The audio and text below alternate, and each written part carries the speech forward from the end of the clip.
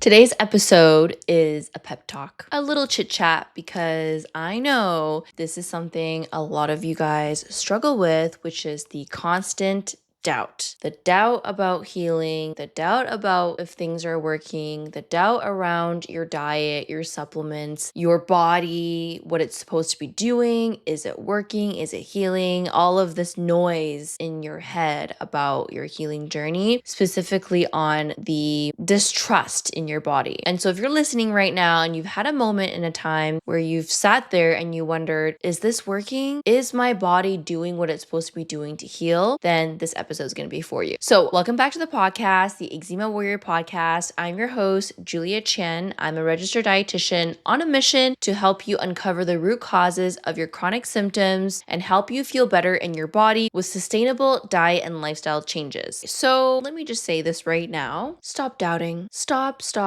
doubting. I know how hard it is to not doubt, because when you are experiencing really severe symptoms, the last thing you want to do is be hopeful, right? Especially when you physically, emotionally feel the stress and the symptoms and the discomfort. It's really hard to not doubt. I totally understand this, because this is something that I recall in my worst times of my own eczema healing journey. And even today, when I do experience flares because of stress and whatever else is going on in my life, I also have doubts too about when it's going to heal. But I will say, from the years of doing the nervous system work around my thoughts, I don't ever doubt my body anymore. I know with certainty that my body is always going to heal. I don't ask when, I don't ask how, I just know that it will. And it's not something that just happens overnight. It's not just like you tell your body one time, you'll be fine, and then you believe it. It's the constant work around reframing your thoughts, because the biggest thing about doubting your journey is that it's the thought that actually stops the healing. While you want healing to happen and you want it to be right now and fast, the more self-doubts that you have about the journey, that's what actually delays the healing. Because when you have this consistent thought of it's not working, or even just a subtle thought, but it's like there every single day in the back of your mind, even a little bit, that's reoccurring, right? That's creating that belief that you don't believe that things are working. And that can actually manifest as more resistance, more stagnation, and ironically, slower healing. Remember the gut-brain connection, right? When you constantly think that it's not working and nothing is changing, your body physically picks up that thought and that stress, that pressure, that distrust, that negative belief, right?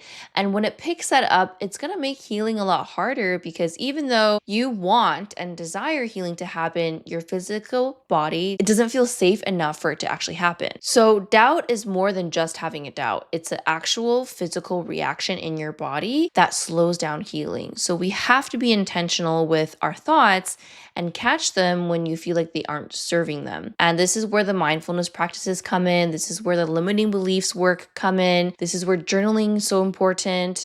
These are critical pieces of your healing journey that are non-negotiables. Like, you need to include it into your healing journey if you want long-term healing. When you have a doubt, or when you have self-doubt, it didn't just come out of nowhere. It came from past conditioning, old experiences, a traumatic experience, for you to believe that healing isn't possible. You have to live with your condition forever, that your body's broken. If it's not healing fast, that means it's not working or it's failing. It's something that conditioned you to automatically fall into that cycle of thoughts. A classic example that we see in practice with patients with eczema in particularly is they've been told that eczema is something they have to deal with forever, and there's no other way except to slather on topical steroid, or they're going to be in this chronic state of inflammation indefinitely. And so you're told by your doctor that there's no other way, and so you're going to start to believe that, right? Especially when it's been years and years of the same thing that they tell you, is that you can't heal from eczema. Or maybe in other cases, you've had experiences where your eczema would flare and it would always,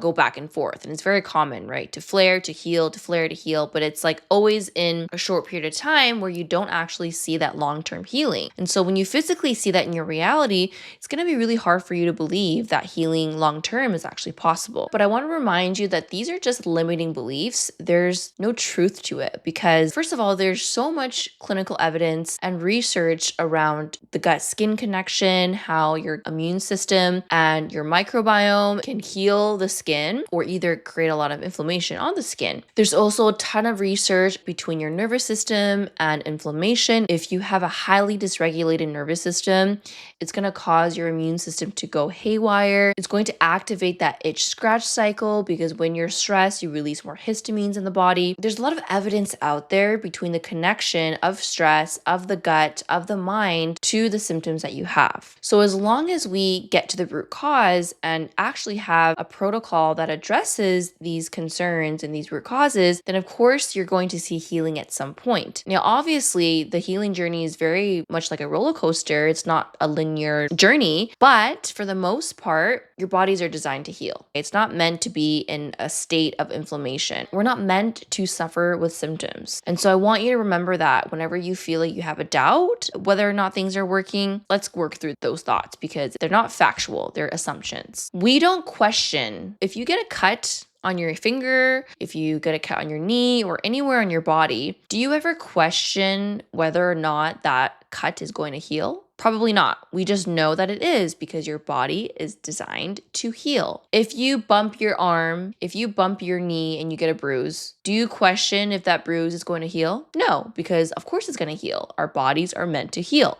So why do we question it when it comes to deeper things, to things like our gut health, your eczema, your hormone imbalance, your nervous system? Why do we question if it's working or not? If you think of it that way, it doesn't make sense, right? It's like, of course my skin's gonna heal.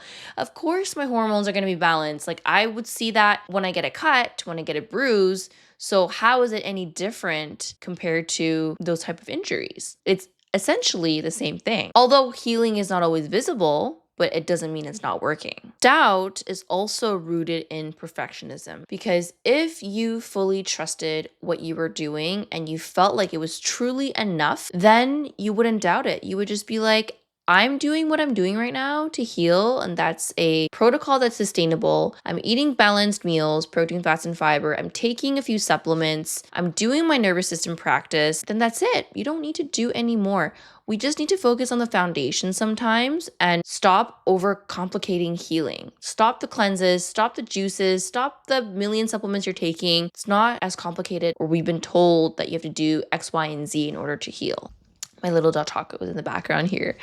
So again, ask yourself, is your doubt rooted in perfectionism? Do you feel like you're telling yourself, I need to do this, I need to add another supplement, I need to cut out more foods, I should be avoiding that, I shouldn't have had pizza over the weekend. If I did this more perfectly, if I had a better mindfulness routine, then maybe I would heal more. All of that is perfectionism. It's control. It's wanting to control things in hopes of a better result, when really you don't need to do everything. You probably need to do less, if anything. I literally just got off a client call a couple hours ago, and you know what her protocol was? First of all, coming to me, she was on over 15 supplements to address parasites, to heal her candida, to detox her liver, and none of it was working. She was flaring, she had severe anxiety, she had all these intense food sensitivities. She couldn't eat a lot of foods. And so what we did for her protocol was actually got rid of all the supplements, went down to a core 4 to actually address what her root causes were, got her to work on her beliefs around healing because she felt that she needed to be perfect with her journaling practice, meditation, like really, really strict. Step away from that, release the control of needing to do those things. 3 months later, she just shared with me, my life has turned around. Like, how amazing is that? Doing less, having a streamlined protocol, and seeing her life change where she's traveling right now. She's able to reintroduce more foods. Her skin isn't flaring anymore. Like, this is the power of just trusting a simple protocol that's obviously has to be comprehensive and releasing the perfectionism. There's a balance, right? Like, healing obviously takes effort. I'm not saying don't do anything, but it also takes surrender. It takes letting go. It takes trusting. And you can't force your body to heal. It has its own timeline, and that's just the reality of it. The more that you force it, the more it's going to resist you, right? It's like when you force a relationship and you're forcing it to make it work, and you really want this partner or your boyfriend to try, but the more that you force him, the more that you like try to, make him do things that he doesn't want to do, it's going to push him away even more, right? Similarly, when it comes to your body, we have to create the space and surrender to it. A good practice and your homework from this episode is I want you to today, after this episode, write down 10 things to show you that you are healing. Even when it doesn't look like it. Maybe you've gotten better sleep this week.